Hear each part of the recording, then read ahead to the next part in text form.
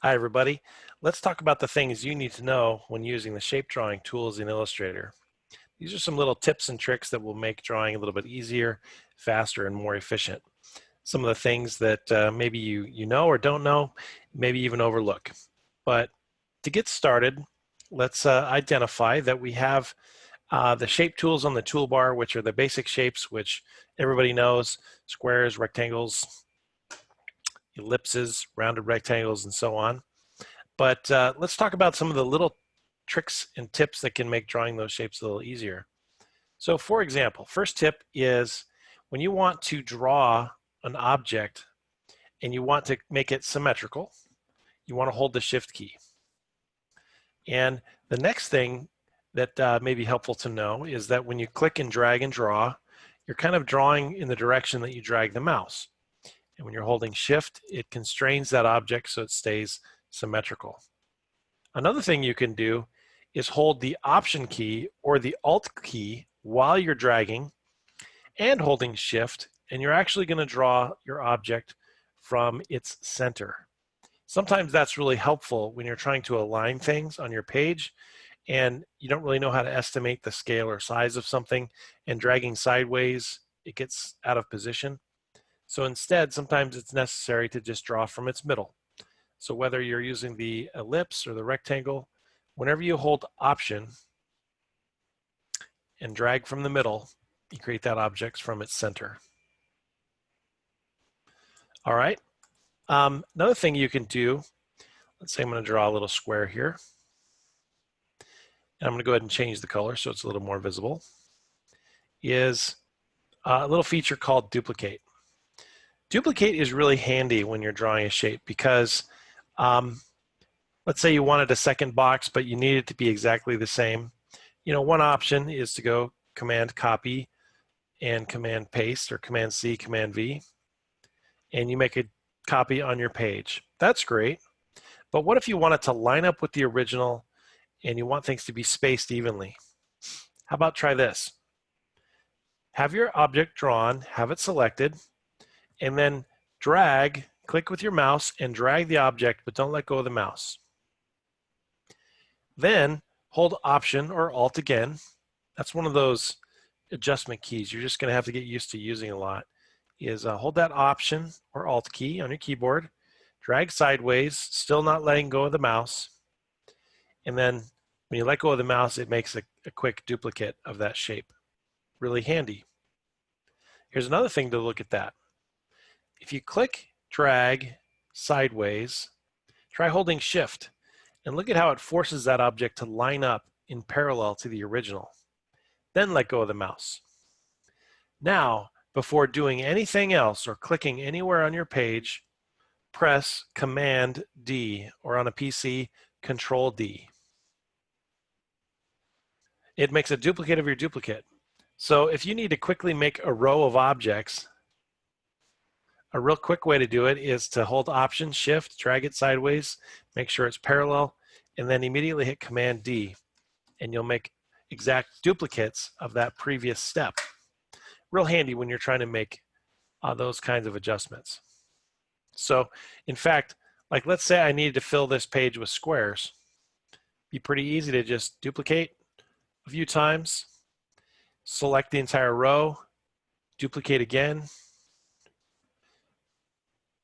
and you could make a whole bunch of copies of that shape. Wow, that red is kind of assaulting my eyes. All right, so that's the duplicate feature. It's a quicker way around just using copy and paste. All right, let's try rounding corners. This is one of my favorite things in Illustrator nowadays. Is no matter what object you've drawn, it's possible to take your direct selection arrow, grab one of these rounding corners, and round the object. That hasn't always been possible in Illustrator, and for those of us that have been around a while, when it wasn't possible, you know how troublesome it was to try to draw using the pen tool a rounded object like that, and the work you'd have to go through to do it. And now, with just a click of the mouse, you can go back and forth between a perfect circle and a rounded rectangle pretty easily. So those are nice little controls you have.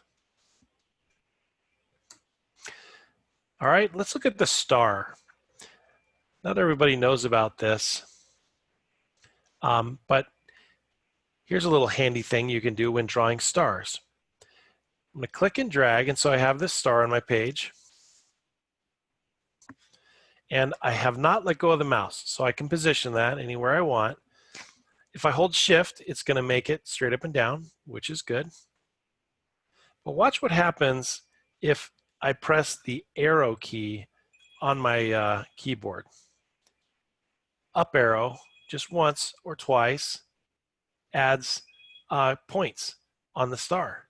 The down arrow, on the other hand, is going to make fewer points. I already let go of it, so it won't let me adjust it anymore. But let's say I am drawing that star again, and I press the up arrow without letting go. I can continue to add star points to that shape, or down arrow, it will remove them. Again, this is all while holding the mouse. I can't let go of the mouse or else it's going to disable the feature. And then let go. Now, once it's already on your page, there's not much you can do about that. You can't really adjust the points or expand it. Here's another thing that happens. Notice how if I'm dragging out my star, look what happens if I press the Option key or the Command key. Again, these are all controls that happen while holding the mouse and not letting go. And so these change the attributes of your star pattern by either holding the Command key or the Option key while you're drawing without letting go, pressing the up arrow or the down arrow on your keyboard to add or remove points to your star. The same is true on the polygon. You know, every once in a while you'll be like, hey, I need a triangle. Well, or I need a pentagon. Use that up arrow or down arrow and it will increase the size of your shape or reduce the size of your shape. So even though you don't see some of those shapes available in the object box, just by using that keyboard shortcut, the up arrow or the down arrow, while you're drawing one of those shapes, it makes an adjustment. Here's another thing. I'm going to go back to the rectangle. What if I need to draw something in a precise size? It is possible to do that. Instead of dragging and drawing, what you're going to do is you're going to click. What you do is you click on your page, and here it pulls up a dialog box that asks you what size you want that shape to be. So here I could actually type in 4 inches by 4 inches, and that would create a shape exactly that size. So sometimes when you're drawing in Illustrator, you need to do things very specifically and in a precise manner, and that's one of the ways that you can do that. Speaking of which, if you need some precision, there are some drawing aids to help you with that. Under the View menu, you can look at the grid. You can also show guides, which we'll get into in another time. But you can also use things like Snap to Grid or Snap to Pixel. So let's try showing the grid. There you can see it applied the grid pattern to my page, and this is useful, kind of like graph paper. If I need to draw something and I want it to be a particular size, I can use that, that grid to help me with that. But if I need it to be exact, that's when I would go to the View menu and I would turn on Snap to Grid. So Snap to Grid is going to force that shape to stick to one of those uniform measurements. So that way I can make sure that I'm drawing shapes that are of a precise size and they're not out of position. Because, you know, if you're not using Snap to Guide or Snap to Grid, everything you're drawing is kind of being eyeballed on your page. You're just kind of getting it in the ballpark, but it's not precisely in the right corner or precisely the right size. And so if you ever have to deal with that, you can turn that on. In typical situations, it's kind of annoying to have Snap to Grid on because it constrains your shapes. So a lot of times I find myself turning it off because it gets in the way.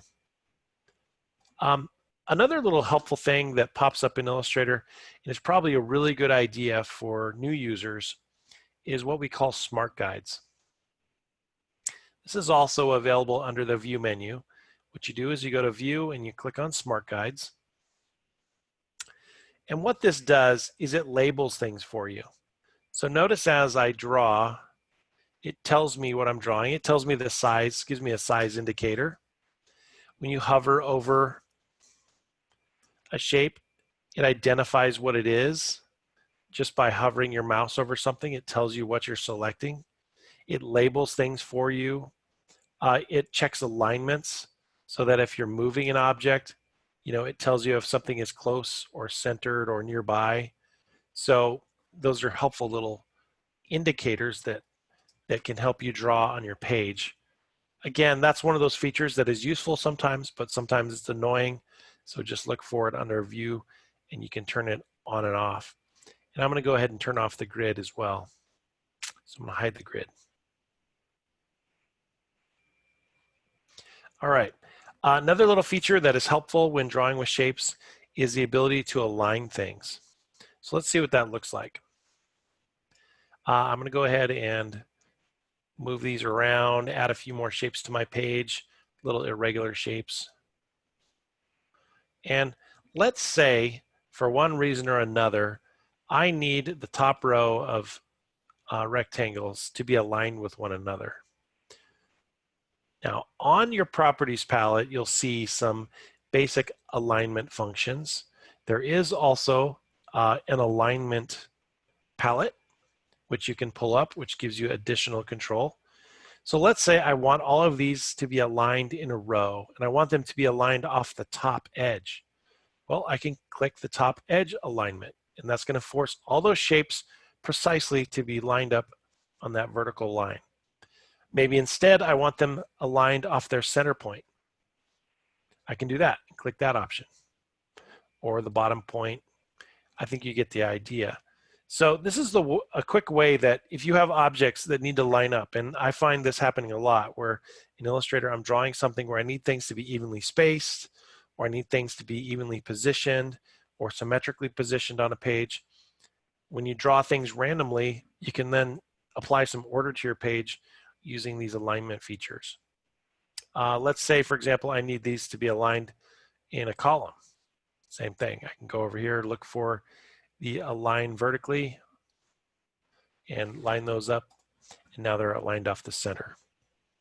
So look for that as you need it to arrange your objects and make them more uniform. Here's another one. A lot of times you can get to drawing something fairly complicated, and I'm going to go ahead and put this behind the other objects.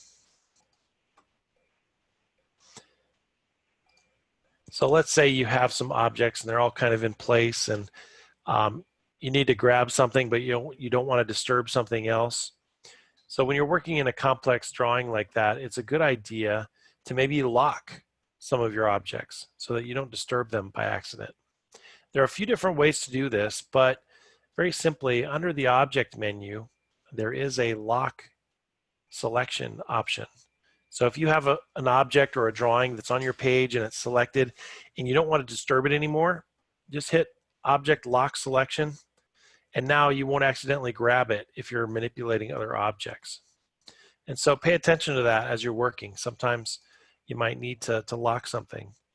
Now, same as being able to lock it, you can also unlock it. So if you go to the object menu, you can say unlock all, and that will free up that object so you can then move it again and do something with it. Similar situation, what if you have something that is in front of other things? I'm just using really obnoxious colors on this. Enjoy. So let's say I've got this in front of everything else and it's in the way, but I need to grab what's beneath it. I don't want to trouble with it too much. Well, I can go Object, Hide. So that's another one that you can use, is Object and Hide. It doesn't delete the object from your page, but it hides it temporarily so that it goes away. You can manipulate what you need to manipulate, take care of what you need to do. And then when you want to bring it back, you can go Object and then show all, and it brings it back to your page, and so then you can proceed with your drawing. So a couple little extra tips: group, hide, show, ungroup, lock. Those are handy little things you can use to put your objects together. Actually, I just said group. I don't think I mentioned group yet in this video. Grouping, you probably get the idea, is to grab shapes and then group them. What does that mean? That means they are connected now. They're not joined, they're not merged, they're not flattened, they're just joined. So I only have to click one object and I get the whole group. This is another temporary state that can be undone. You can go group and ungroup and then let go of those pieces, and they can be manipulated separately, and you don't have to worry about them being grouped anymore. So there you have it. A few little tips and tricks for operating with objects a little better, getting your page to obey what you want it to do. So hopefully that helps you with your object drawing, and see you next time. All right.